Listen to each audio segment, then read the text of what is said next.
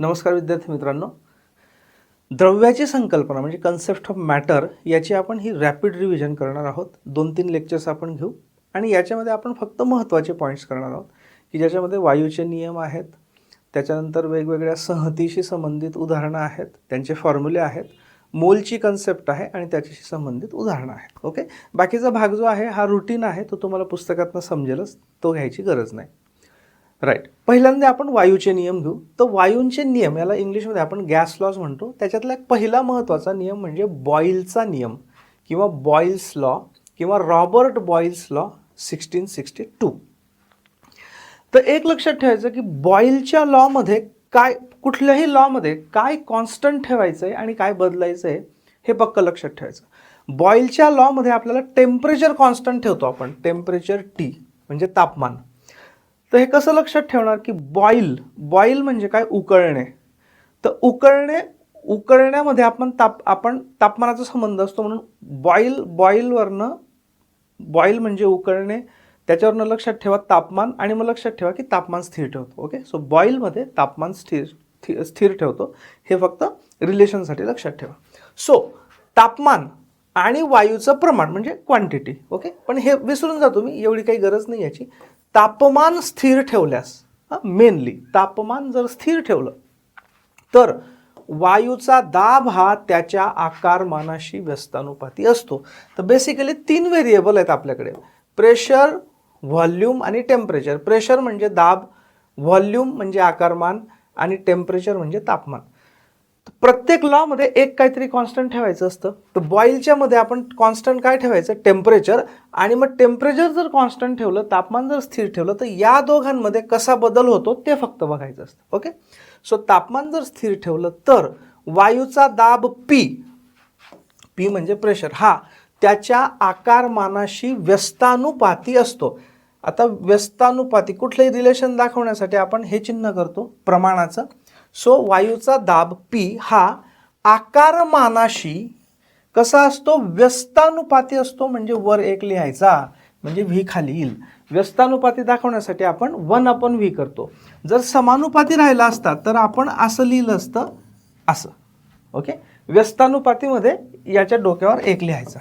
Okay, so बॉईलच्या नियमानुसार हे आलं आपलं इक्वेशन की तापमान स्थिर ठेवल्यास वायूचा दाब हा त्याच्या आकारमानाशी व्यस्तानुपाती असतो. किंवा आपण असंही लिहू शकतो हेच की त्याचं आकारमान हे दाबाशी व्यस्तानुपाती असतं. म्हणजे थोडक्यात काय, पण मेनली आपण या पद्धतीने लिहितो, त्यामुळे हेच लक्षात ठेवायचं. P is inversely proportional to V, म्हणजेच P is proportional to 1/V.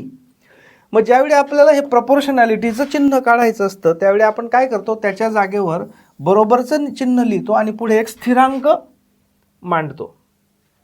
Okay, so P याला आपण करू आता इक्वल टू. मग याचं इक्वल टू करताना इथे एक स्थिरांक लिहावा लागतो, कॉन्स्टंट म्हणजे K. Okay, into 1/V. ठीक आहे, मग हा V इथे खाली आहे भागिले, म्हणजे इकडे जाताना गुणिले होईल. म्हणजे आपण याला असंही लिहू शकतो की P गुणिले V बरोबर कॉन्स्टंट, स्थिर. Okay, so PV is equal to स्थिर. म्हणजे कुठल्याही तापमानाला P आणि V, एका स्थिर तापमानाला P आणि V हे एक स्थिरांक असेल. दुसरं तापमान घेतलं तर त्या तापमानाला P इंटू V हे पण स्थिरांक असेल, या पद्धतीने. Okay, right.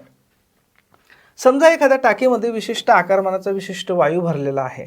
जसजसं आपण त्या टाकीतल्या तापमानाचा दाब वाढवत जाऊ, असं इमॅजिन करा की समजा हे एक कंटेनर आहे, याला एक पिस्टन आहे, असा दट्ट्या ज्याला आपण म्हणतो ना, दट्ट्या. ओके, तर हा इथे वायू आहे, टेम्परेचर T फिक्स ठेवलं आहे आपण. आता याच्यावर नॉर्मल कंडिशनला दाब आहे, बरोबर. तो कोणता दाब असतो, ॲटमॉस्फिअरिक म्हणजे वातावरणीय दाब असतो. जर आपण आणि या समजा या दाबाला हे एवढं V एवढं आकारमान आहे. ओके, सो समजा सुरुवातीचा दाब P1 होता, त्यावेळी याचं व्हॉल्यूम V1 होतं. ओके, आणि असा बॅलन्स होता असं समजा. जर आपण हा दाब वाढवत नेला, म्हणजे या दट्ट्याला खाली दाबला, तर हा दट्टा असा जसा खाली येईल, ओके, तसं याचं हे व्हॉल्यूम कमी होत जाईल. म्हणजे हा जर P आपण अजून वाढवला, म्हणजे P1चा आपण P2 केला तर याचं तापमान घटून V2 एवढं होईल.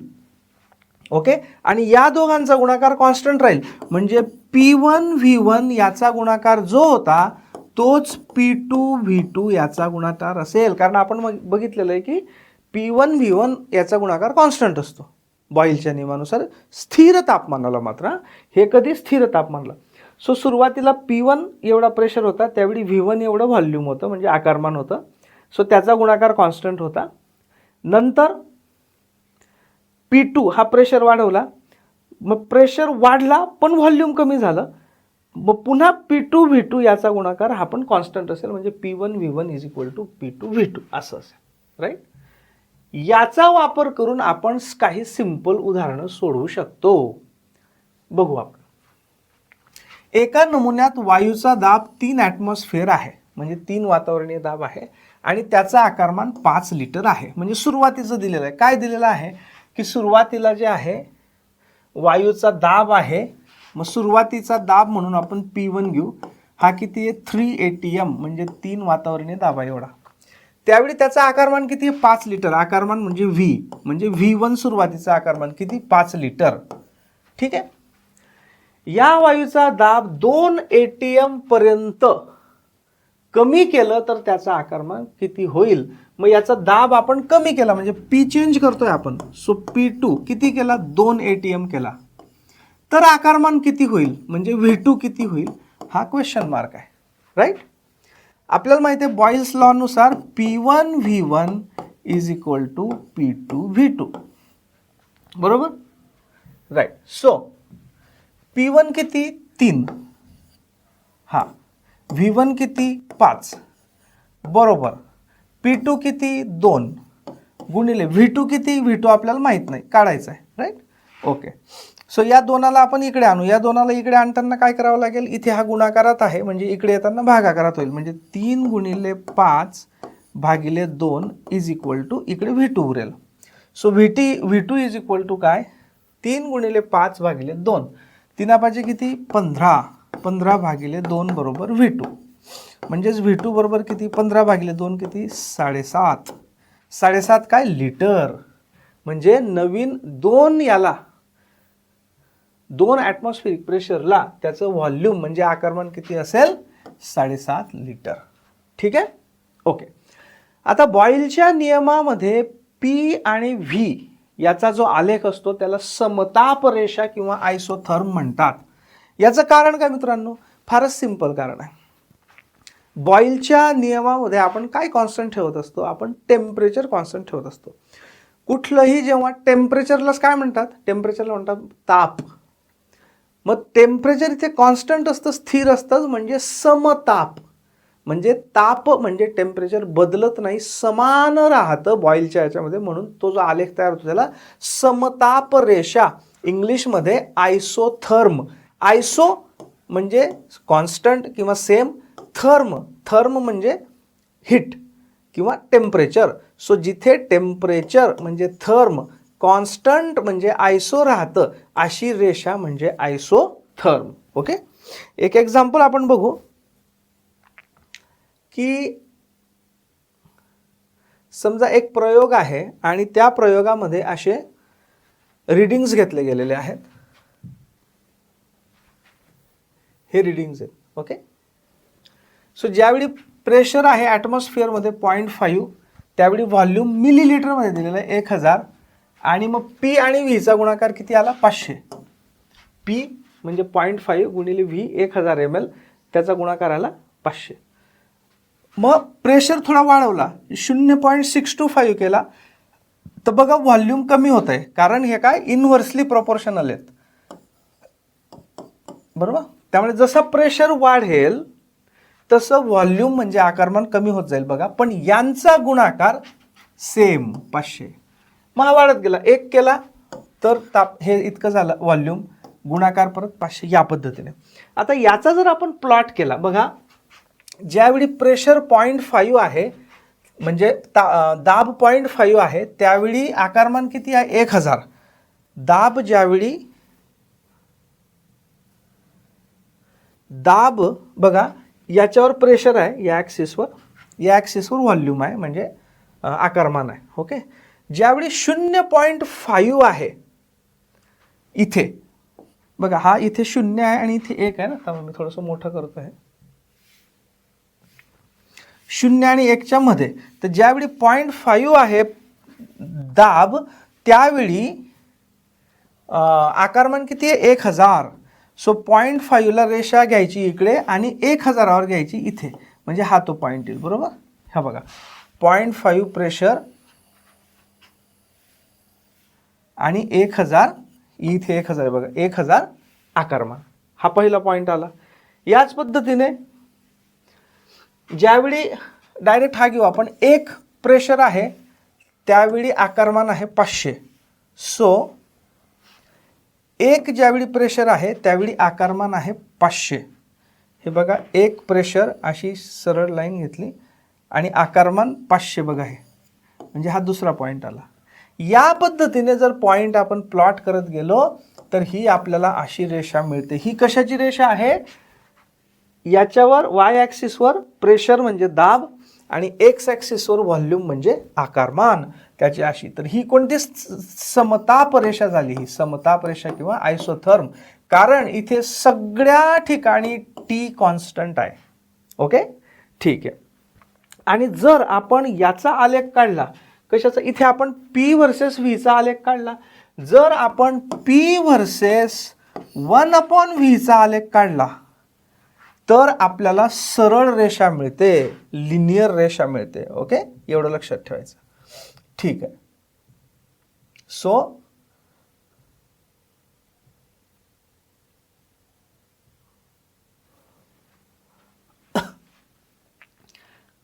या पद्धतीने आपल्याला जर पी आणि 1/व्हीचा आलेख घेतलं तर ते लिनियर असतं. ओके, आणि आयसोथर्म आपण बघितलेच. ओके, आता पुढचा आहे बघू आपण, चार्ल्सचा नियम. चार्ल्स. ओके, आता चार्ल्सच्या नियमामध्ये आपण दाब कॉन्स्टंट ठेवतो. बॉईलच्या नियमामध्ये काय कॉन्स्टंट ठेवलं होतं? टेम्परेचर. चार्ल्सच्या नियमामध्ये आपल्याला आता काय ठेवायचं आहे? कॉन्स्टंट दाब.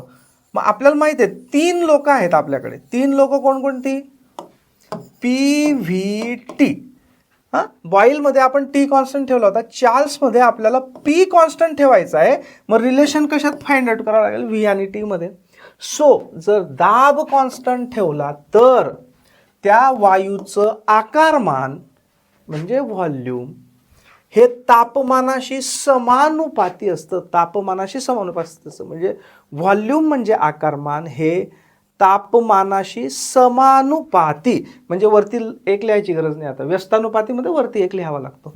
सो आकारमान हे तापमानाशी समानुपाती असतं. ओके, सो मग याला आपल्याला कसं लिहिता येईल? आता याला जर आपल्याला हे चिन्ह काढून बरोबरचं चिन्ह करायचं असेल तर आपल्याला काय करावं लागेल? इथे के टाकावा लागेल आणि टी. मग हा टी आपण इकडे आणू. के आपल्याला कॉन्स्टंट आहे, तो एकीकडे ठेवायचा आहे. टी इकडे आणताना भागिले होईल, म्हणजे व्ही भागिले टी बरोबर के होईल. म्हणजे V upon T, volume upon temperature, आकारमान भागिले तापमान, हे कॉन्स्टंट राहील. म्हणजे मग आपण कुठलंही V1 T1 घेतलं किंवा V2 T2 घेतलं किंवा V3 T3 घेतलं, हे सगळे कॉन्स्टंटच राहतील. जसं मागच्या वेळी आपण बघितलं होतं, बॉईलमध्ये काय होतं? P1 V1, P2 V2, P3 V3 constant होते. इथे काय? V1/T1, V2/T2, V3/T3 हे कॉन्स्टंट राहील. Okay, right. सो याच्या आधारे सुद्धा आपल्याला उदाहरणं सोडवता येतात. कसे सोडवता येतात? आता हे एकच सूत्र लक्षात ठेवायचं मित्रांनो, त्याच्यामध्ये कन्फ्युजन करायचं नाही. त्याला आपल्याला वेगवेगळ्या पद्धतीने मॉडिफाय करता येतं, पण मल्टिपल उदाहरणं लक्षात ठेवली तर कन्फ्युजन होण्याची शक्यता असते. त्यामुळे V1/T1 is equal to V2/T3 हेच लक्षात ठेवायचं. ओके, ठीक. आता आपण हे बघूया.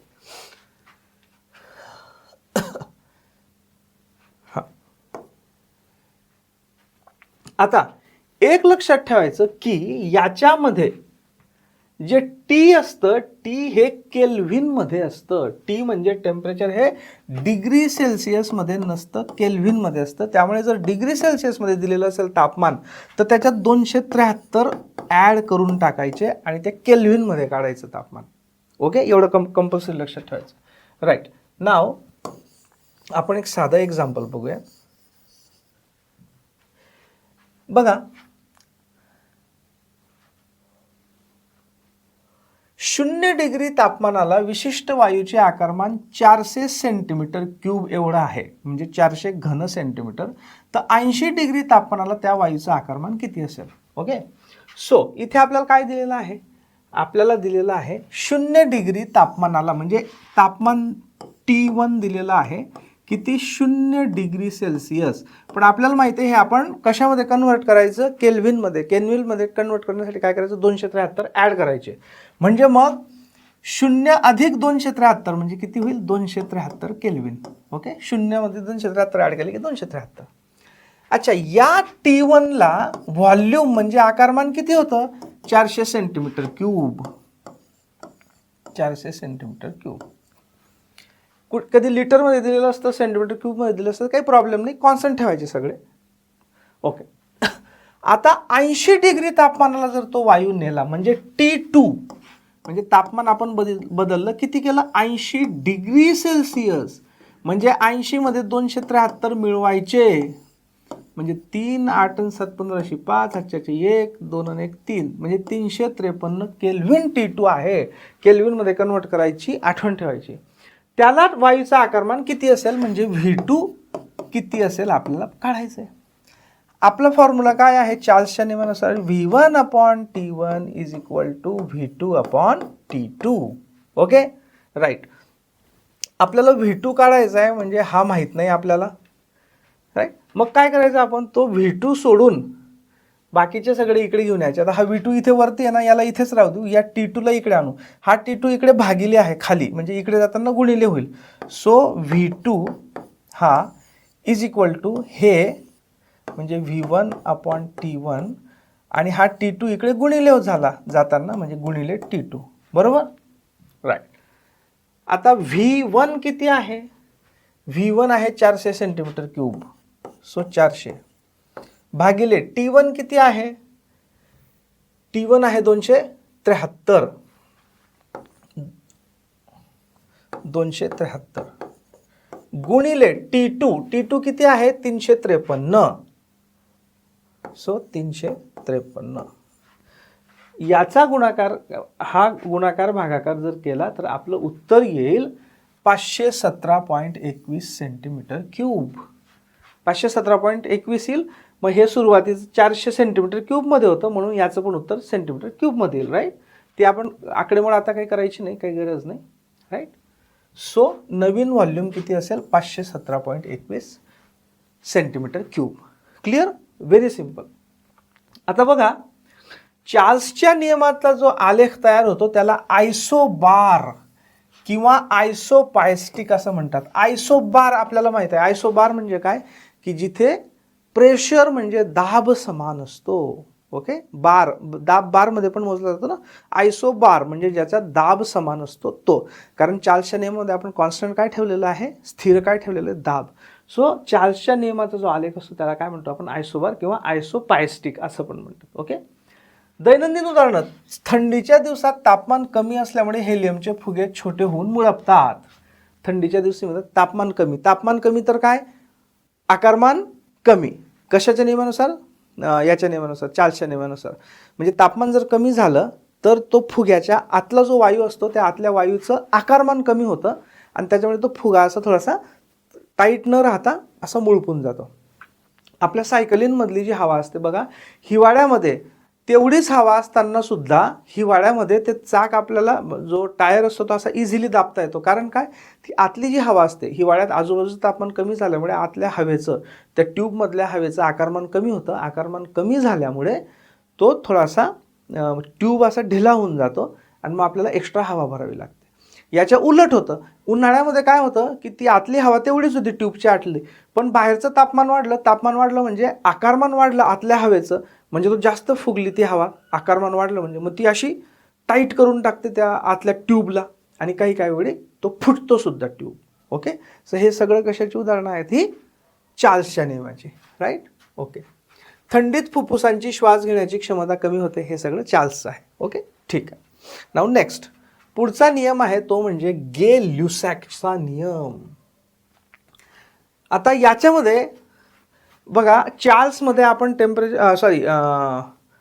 बॉईलमध्ये टेम्परेचर म्हणजे तापमान कॉन्स्टंट ठेवलं, चार्ल्समध्ये आपण प्रेशर म्हणजे दाब कॉन्स्टंट ठेवला. आता काय उरला? आता उरला आकारमान. सो आकारमान जेव्हा स्थिर ठेवायचं तेव्हा येतो गे-ल्युसॅकचा नियम किंवा गे-ल्युसॅकचा नियम. सो PVT आपल्याकडे 3 गोष्टी होत्या ना. सो टेम्परेचर स्थिर ठेवून झालं बॉईलमध्ये, प्रेशर स्थिर ठेवून झाला चार्ल्समध्ये. आता आकारमान स्थिर ठेवायचं आहे आपल्याला. सो आकारमान स्थिर ठेवतो आपण ले-ल्युसॅकच्या नियमामध्ये. सो आकारमान जर स्थिर ठेवलं तर मग आपल्याला रिलेशन कशामधलं मिळेल? P आणि T मधलं.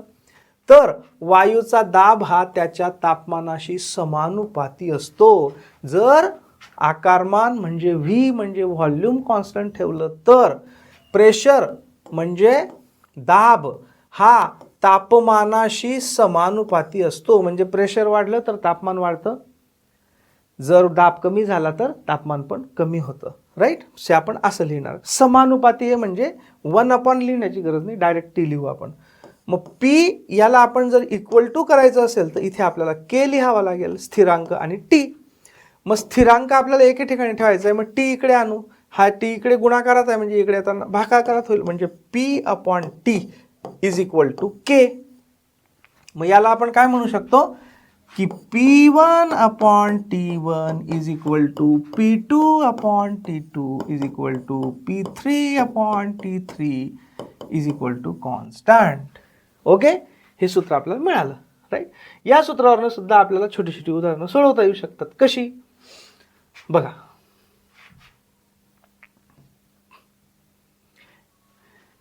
एका सिलेंडरमध्ये 250 K. आता लक्षात ठेवायचं, या नियमांमध्ये जिथे टेम्परेचर येतं तिथे केल्विनमध्येच घ्यायचं असतं. आता इथे फॉर्च्युनेटली केल्विनमध्ये दिलंच आहे, त्यामुळे 273 ॲड करण्याची गरज नाही. एका सिलेंडरमध्ये 250 K तापमानाला 1.5 ॲटमॉस्फिअर म्हणजे 1.5 वातावरणीय दाब एवढा वायूचा दाब आहे. या वायूचा दाब प्रारंभिक दाब जर 1 ATM होता तर त्यावेळी त्याचं प्रारंभिक तापमान किती असेल? म्हणजे काय? प्रारंभिक दाब दिलेला आहे. मग प्रारंभिक दाब म्हणजे P1 किती? 1 ॲटमॉस्फिअर. म्हणजे प्रारंभिक दाब होता याचा 1 ॲटमॉस्फिअर.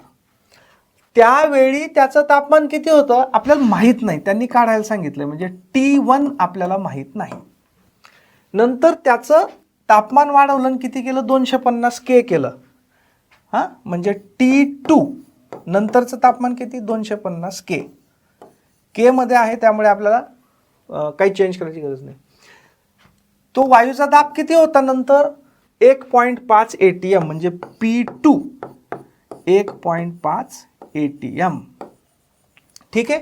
ओके, आपलं सूत्र काय आहे? P1/T1 is equal to P2/T2. Right. ठीक. P1/T1 is equal to P2/T2. ठीक आहे. आपल्याला काय काढायचं आहे? T1 काढायचं आहे. T1 कुठे? इथे. मग हा T1 आपल्याला एकटा पाहिजे आणि वरती पाहिजे. आधी या T1ला आपण इकडे घेऊन जाऊ.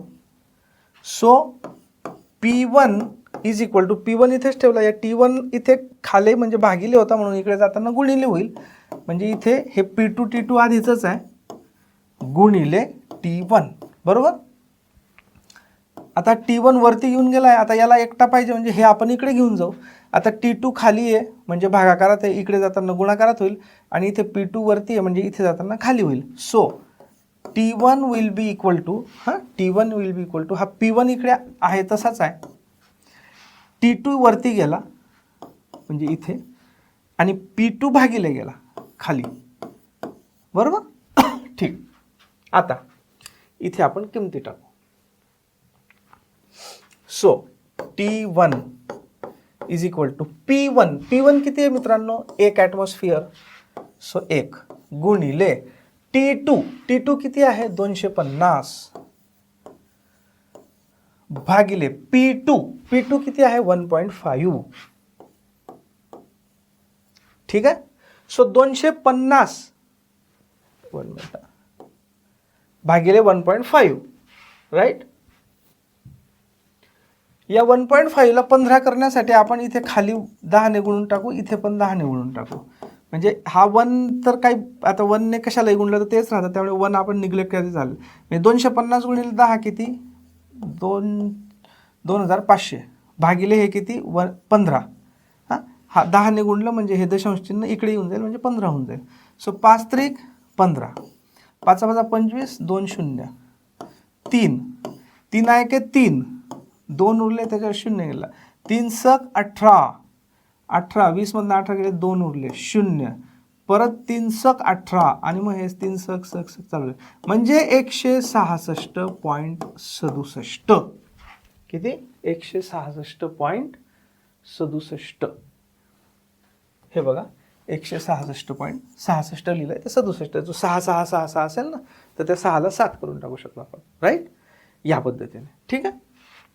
तर हा झाला गे-ल्युसॅक्सचा नियम.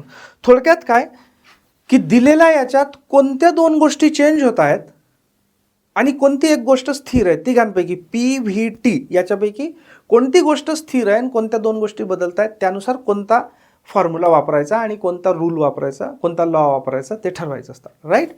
पुढचा आहे ॲव्होगॅड्रोचा नियम. हा अतिशय महत्त्वाचा आहे, कारण पुढे जी मोलची संकल्पना येईल त्या मोलच्या संकल्पनेमध्ये हा ॲव्होगॅड्रोचा पण महत्त्वाचा पार्ट आहे. आता सध्या आपण फक्त त्याचा लॉ समजून घेऊया, नियम समजून घेऊया. तापमान व दाब स्थिर असताना, आता बघा आपले 3 आहेत PVT, याच्यापूर्वी आपलं काहीतरी एकच फक्त स्थिर असायचं. आता ॲव्होगॅड्रोच्या नियमामध्ये दोन गोष्टी आपण स्थिर करतोय, तापमान आणि दाब. सो T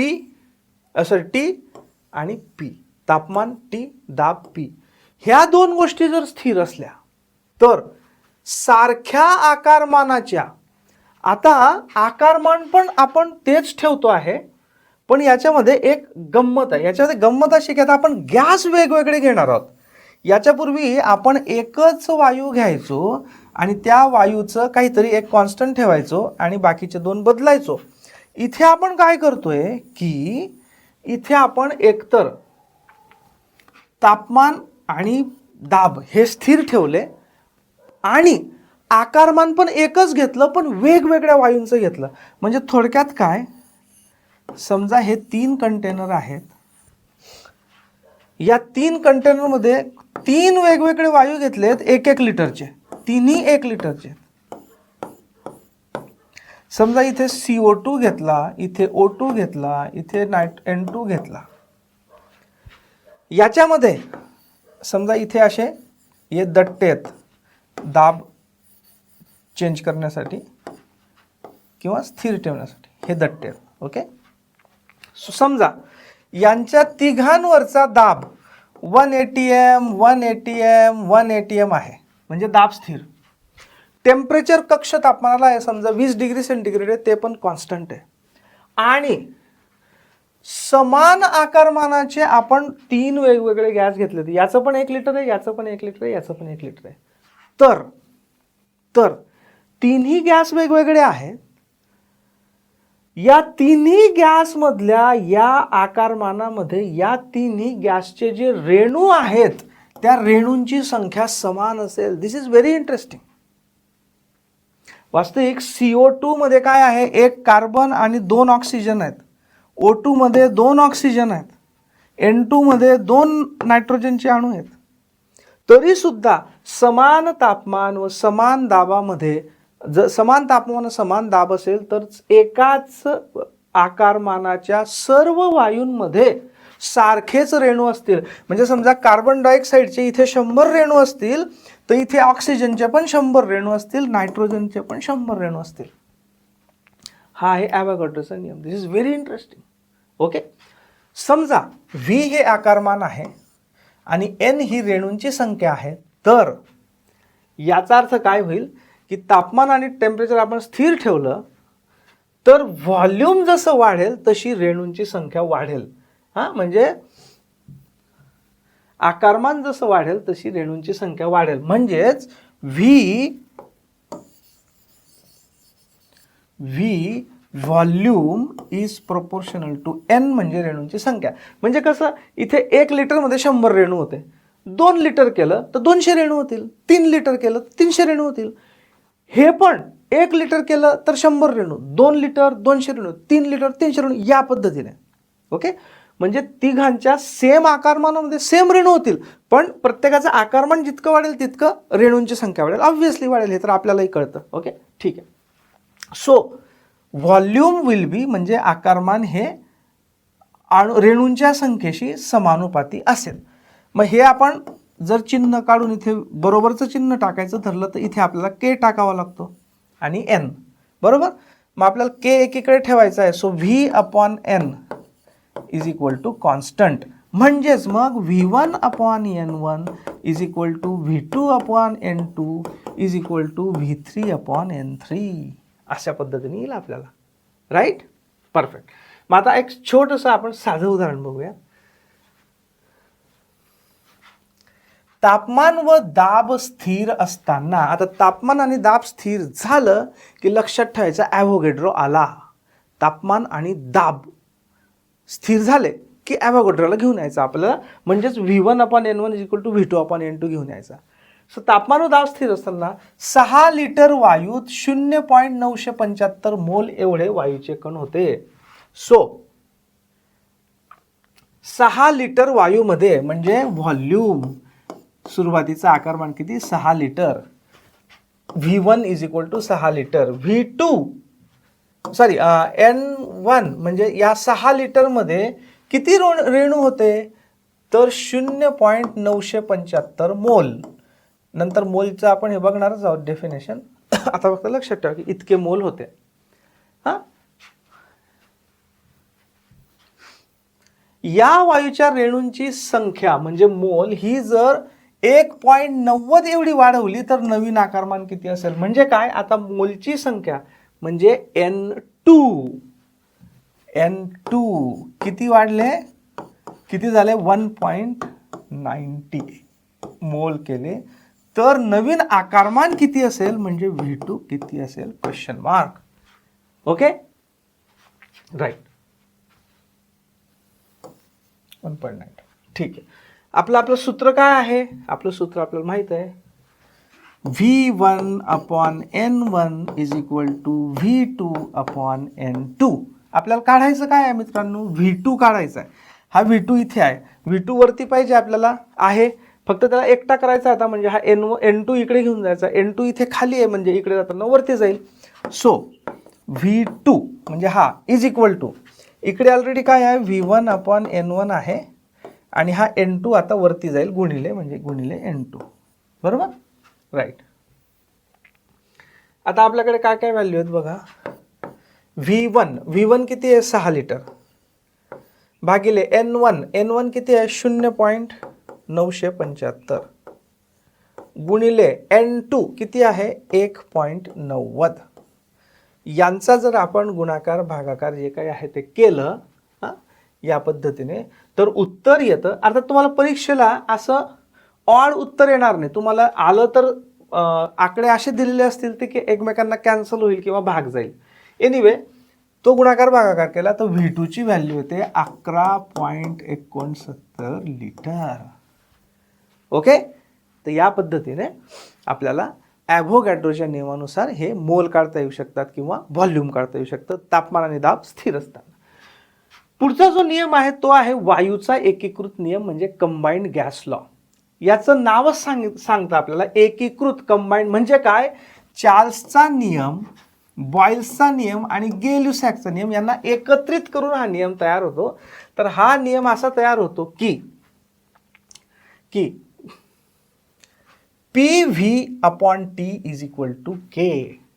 ओके, हे लक्षात ठेवायचं. वायूचा एकत्रित नियम काय, PV/T is equal to K. आता हा कसा तयार झाला बघा, तुम्हाला मी सांगतो.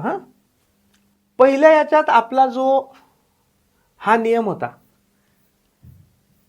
बॉईलचा नियमाचं सूत्र काय होतं, P1V1 is equal to P2V2, बरोबर. सो पहिलं होतं आपलं P1V1 is equal to P2V2, हा नियम होता. दुसरा आपला कोणता होता, चार्ल्सचा नियम होता. चार्ल्सच्या नियमाचं आपल्याला काय होतं, चार्ल्सच्या नियमाचं सूत्र V1/T1 is equal to V2/T2. So V1/T1 is equal to V2/T2 हे होतं. आणि तिसरा नियम कोणता होता आपला ॲव्होगाड्रोच्या आधीचा, तो होता गे-ल्युसॅकचा नियम. गे-ल्युसॅकच्या नियममध्ये काय होतं, P1/T1 is equal to P2/T2. हां, P1/T1 is equal to P2/T2. आता या तिघांना जर आपण एकत्र केलं तर बघा, तिघांच्या वरच्या याच्यात काय आहे बघा, PV आहे, म्हणजे बघा वरती काय काय आहे, P आहे, V आहे, याच्यात झालं. याच्यात काय आहे, P आहे, P आहे, P ऑलरेडी येऊन गेलेला आहे. याच्यात काय आहे, V आहे, V आहे, V ऑलरेडी येऊन गेला, म्हणजे वरचे सगळे येऊन गेले. खाली काय आहे, या इथे खाली काहीच नाही आहे. इथे खाली काय आहे, T, याला खाली घेतला T. इथे पण खाली काय, T येऊन गेला T. ओके, म्हणजे काय, PV/T is equal to constant, right. अशा पद्धतीने या तिघांना एकत्र केलं की आपल्याला वायूंचा एकत्रित नियम मिळतो. Very simple. ओके, सो यालाच आपण मग कसं म्हणू शकतो, P1/V1/T1 is equal to P2/V2 is equal to T2. म्हणजे जर आपल्याला तिन्ही गोष्टी बदलत असतील, तिन्ही गोष्टी वेगवेगळ्या दिलेल्या असतील आणि एखादी गोष्ट काढायची असेल आपल्याला, तर आपण याचा उपयोग, समजा विशिष्ट तापमानाला, विशिष्ट प्रेशरला व्हॉल्यूम दिलेला आहे, विशिष्ट तापमानाला, विशिष्ट दाबाला आकारमान दिलेलं आहे, आणि मग दुसरं एक टेम्परेचर म्हणजे तापमान दिलेलं आहे, दुसरा एक दाब दिलेला आहे, आणि त्या दाब आणि त्या तापमानावर आकारमान काढायचं असेल तर आपण या तीन गोष्टी दिलेल्या होत्या आणि या दोन गोष्टी दिलेल्या होत्या, याच्यावरनं आपण ही उरलेली गोष्ट काढू शकतो. क्लिअर. सो हा एकीकृत नियम. आणि नंतरचा नियम आहे तो म्हणजे आयडियल गॅस लॉ. यालाच जनरल गॅस इक्वेशन असंही म्हणतात. आयडियल गॅस लॉ म्हणजे काय की आता बघा, हा जो आपला वायूंचा एकीकृत नियम म्हणजे कंबाईंड गॅस लॉ होता, याच्यात आपण कोणते कोणते हे केले बघा, बॉईलचा नियम घेतला, चार्ल्सचा नियम घेतला आणि गे-ल्युसॅकचा नियम घेतला, बरोबर. पण ॲव्होगाड्रोचा आपण घेतलेला नव्हता.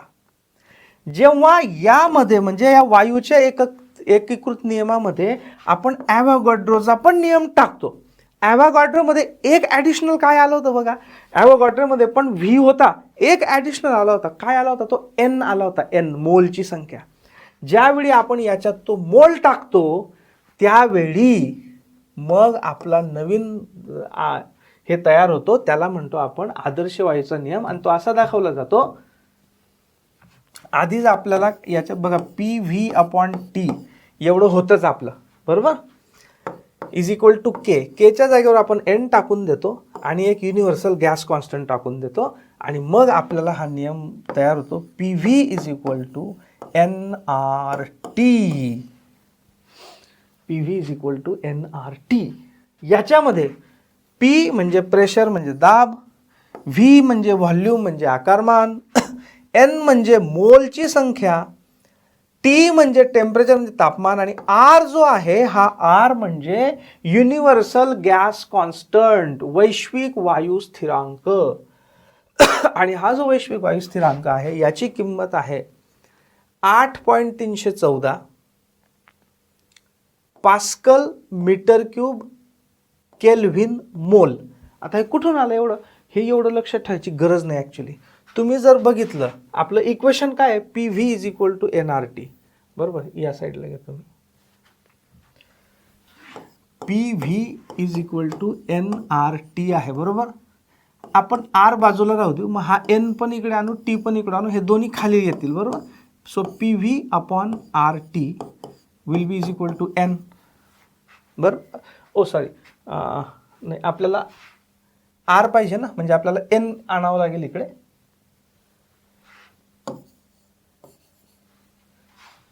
सो आपल्याला इकडे आर पाहिजे, म्हणजे इकडे एन आणि टी आणला, एन आणि टी आणला, राईट.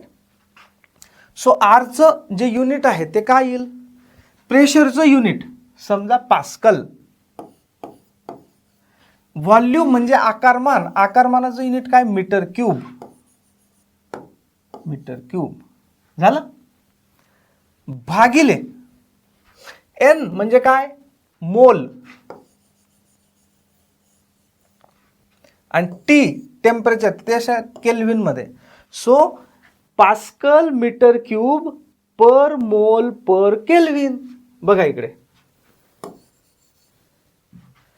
पास्कल, एक मिनिट याला मी मोठं करतो.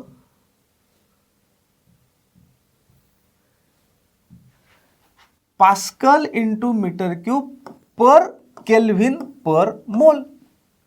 ओके. आता जर आपण पास्कलच्या जागेवर बार घेतलं, कारण वेगवेगळे युनिट आहे ना, दाबाचं युनिट बार पण आहे. नंतर व्हॉल्यूम म्हणजे आकारमानाचं मीटर युनिट आपण इथे मीटर क्यूब घेतलं, तर त्याच्याऐवजी समजा लिटर घेतलं. सो बार आणि लिटर जर घेतलं तर हा 8.314 तसाच राहतो. इथे फक्त 10⁻² ॲड करायचा आणि मग आपल्याला बार इंटू लिटर पर के पर मोल मिळतं. किंवा 8.314 जूल पर के पर मोल, कारण काय, पास्कल मीटर क्यूब त्याच्या जागेवर हे येतं. किंवा जर याला ॲटमॉस्फेरिक मध्ये घेतलं, कशाला, दाबाला ॲटमॉस्फिअर मध्ये घेतलं, आणि हा जर लिटर मध्ये घेतलं तर आपल्याला 0.0821 0.0821 ॲटमॉस्फिअर लिटर प्रति मोल, मोलच्या डोक्यावर -1 म्हणजेच प्रति मोल, प्रति केल्विन, केच्या डोक्यावर -1 म्हणजेच प्रति केल्विन असं मिळतं. ओके. सो आदर्श वायूचं हे जे समीकरण आहे PV = याच्यात चारही चलांचा समावेश होतो. PV, PVNRT, याच्यातला R तर कॉन्स्टंट आहे. सो P म्हणजे प्रेशर म्हणजे दाब, V म्हणजे व्हॉल्यूम म्हणजे आकारमान, N म्हणजे मोल, R तर कॉन्स्टंट येतो सोडून द्या, आणि T म्हणजे टेम्परेचर. चारही चलांचा समावेश होतो. म्हणजेच त्याच्यात त्या विशिष्ट वायूची स्थिती दर्शवली जाते, स्टेट दर्शवली जाते. म्हणून त्याला स्थितीदर्शक सूत्र म्हणजे इक्वेशन ऑफ स्टेट असंही म्हणतात. कशाला, आदर्श वायूच्या नियमाला किंवा आदर्श वायूच्या समीकरणाला. ओके. तर अशा पद्धतीने हे महत्त्वाचे आपण किती बॉइल्स, चार्ल्स, गे-ल्युसॅक, ॲव्होगाड्रो, त्याच्यानंतर एकीकृत म्हणजे कंबाईंड गॅस लॉ आणि आदर्श वायूचं समीकरण, हे महत्त्वाचे बघितले, राईट. पुढचा जो भाग आहे याच्यानंतरचा ॲप्लिकेशन ओरिएंटेड, तो आपण पुढच्या व्हिडिओमध्ये बघू, राईट. Thank you very much.